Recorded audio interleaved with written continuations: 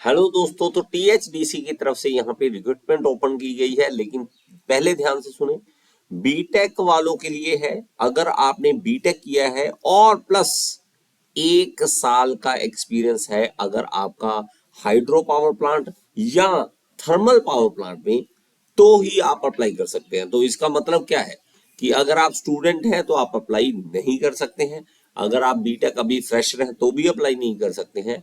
लेकिन 1 साल का एक्सपीरियंस अगर आपका पावर प्लांट या हाइड्रो प्लांट में है तो आपके यहाँ पे सिलेक्शन के बहुत ही ज्यादा चांसेस हैं। अगर आपके बड़े भैया, कोई भी रिश्तेदार, कोई भी सीनियर अगर आपका पावर प्लांट में है तो उनको प्राइवेट जॉब में है अगर, तो आप उनको ये वीडियो अगर फॉरवर्ड करते हैं तो उनकी सिलेक्शन के 100% चांसेस बने हैं यहाँ पर।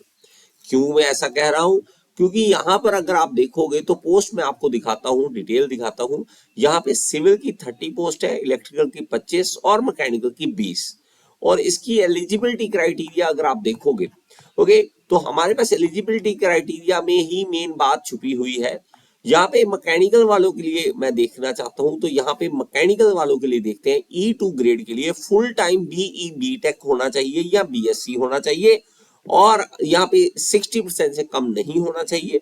और रिलेटिव डिसिप्लिन मैकेनिकल का, मैकेनिकल एंड ऑटोमेशन इंजीनियरिंग वाले भी अप्लाई कर सकते हैं, लेकिन minimum 1 year post qualification experience in executive officer cadre with minimum 100 megawatt capacity of hydro power plant या super critical thermal power plant in any functional area of construction erection.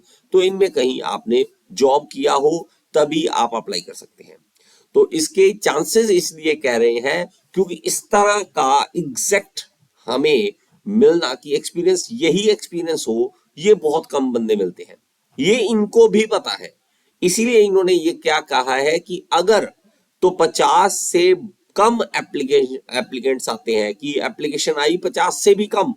देखिए 20 post है, 50 से भी कम application आने के लिए इनको लग रहा है कि अगर 50 से भी कम हुए ऐसे लोग जो इसको अप्लाई करेंगे तो इसके लिए कोई भी टेस्ट नहीं होगा, सिर्फ पर्सनल इंटरव्यू होगा। इस सेकंड लाइन को आप पढ़िए, ओके। और अगर इसके ज्यादा हुए तो, ओके, तो अगर इससे ज्यादा हुए तो इसके लिए एग्जाम लिया जाएगा, है ना। तो 50 है तो इनको ये एक विश्वास है लाइक कि बहुत कम लोग होंगे जो ऑलरेडी 1 साल का एक्सपीरियंस इस चीजों में लेकर बैठे होंगे। तो यहाँ पे अगर होता है एग्जाम, तो यहाँ पे एग्जामिनेशन की ड्यूरेशन 150 मिनट की है, 2.5 घंटे की, मतलब इंग्लिश और हिंदी दोनों में होगा, 150 मार्क्स का होगा। और यहाँ पे देखेंगे तो 15 जो है एमसीक्यू जनरल अवेयरनेस के, 15 जो है रीजनिंग के, और 120 हो गए आपके डिसिप्लिन से। और ये एग्जाम आपका होगा और बड़े आराम से आप इसको क्लियर कर सकते हैं।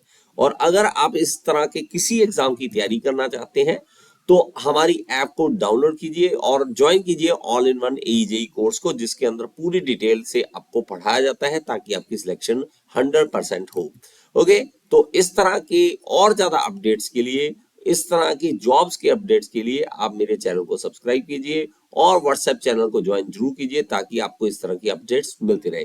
Thank you so much. Next video में फिर से मिलेंगे। Thank you.